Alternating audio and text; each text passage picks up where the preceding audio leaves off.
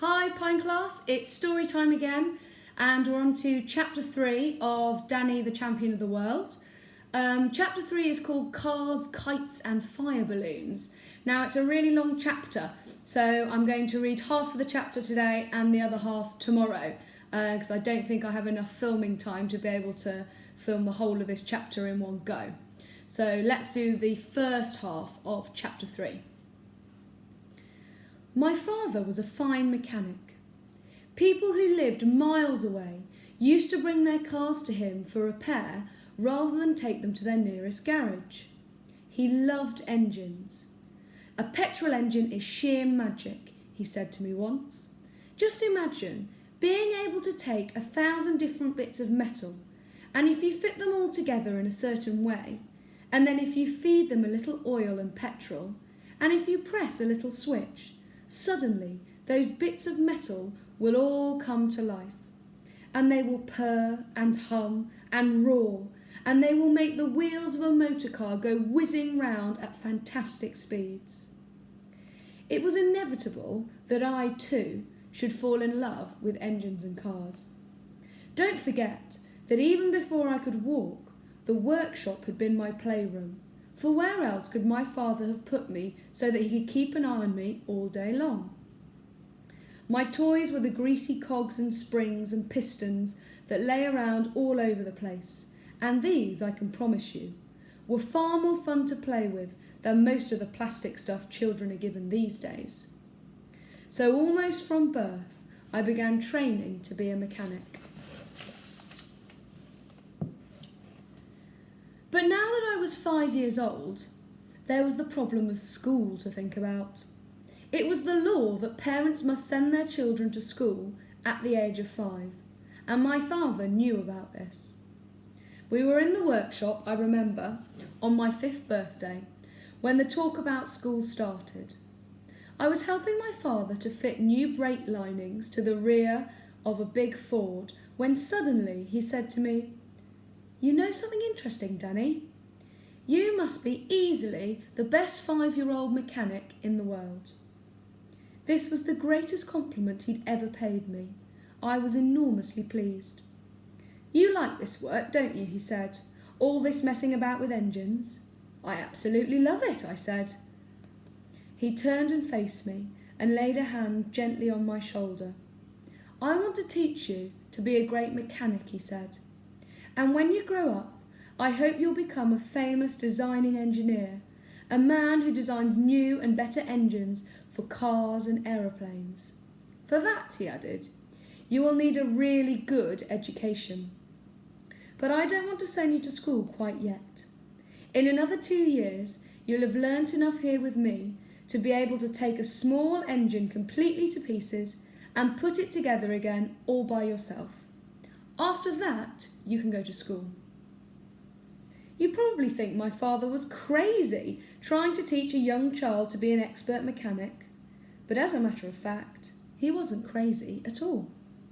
I learned fast and I adored every moment of it. And luckily for us, nobody came knocking on the door to ask why I wasn't attending school. So 2 more years went by, and at the age of 7, believe it or not, I really could take a small engine to pieces and put it together again. I mean properly to pieces, pistons and crankshaft and all. The time had come to start school. My school was in the nearest village, 2 miles away. We didn't have a car of our own, we couldn't afford one. But the walk took only half an hour, and I didn't mind that in the least. My father came with me. He insisted on coming. And when school ended at 4 in the afternoon, he was always there, waiting to walk me home. And so life went on. The world I lived in consisted only of the filling station, the workshop, the caravan, the school, and of course the woods and fields and streams in the countryside around. But I was never bored. It was impossible to be bored in my father's company. He was too sparky a man for that. Plots and plans and new ideas came flying off him like sparks from a grindstone. "There's a good wind today," he said one Saturday morning. "Just right for flying a kite. Let's make a kite, Danny." So we made a kite. He showed me how to splice 4 thin sticks together in the shape of a star, with 2 more sticks across the middle to brace it. Then we cut up an old blue shirt of his and stretched the material across the framework of the kite. We added a long tail made of thread, with leftover pieces of the shirt, tied at intervals along it. We found a ball of string in the workshop, and he showed me how to attach the string to the framework so that the kite would be properly balanced in flight. Together, we walked to the top of the hill behind the filling station to release the kite. I found it hard to believe that this object, made only from a few sticks and a piece of old shirt, would actually fly.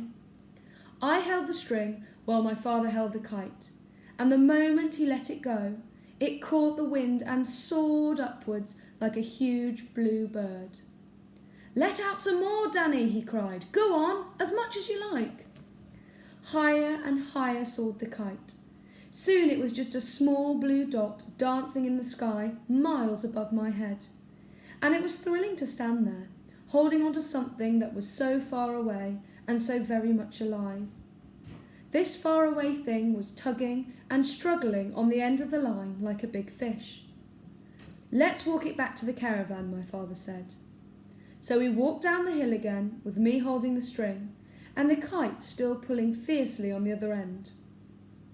When we came to the caravan, we were careful not to get the string tangled in the apple tree, and we brought it all the way round to the front steps. "Tie it to the steps," my father said. "Will it stay up?" I asked. "It will if the wind doesn't drop," he said.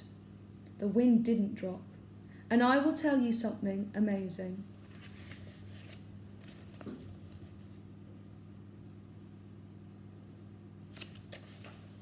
That kite stayed up there all through the night, and at breakfast time next morning, the small blue dot was still dancing and swooping in the sky. After breakfast, I hauled it down and hung it carefully against the wall in the workshop for another day. Now we're going to have to stop there because I think my time on the iPad is running out.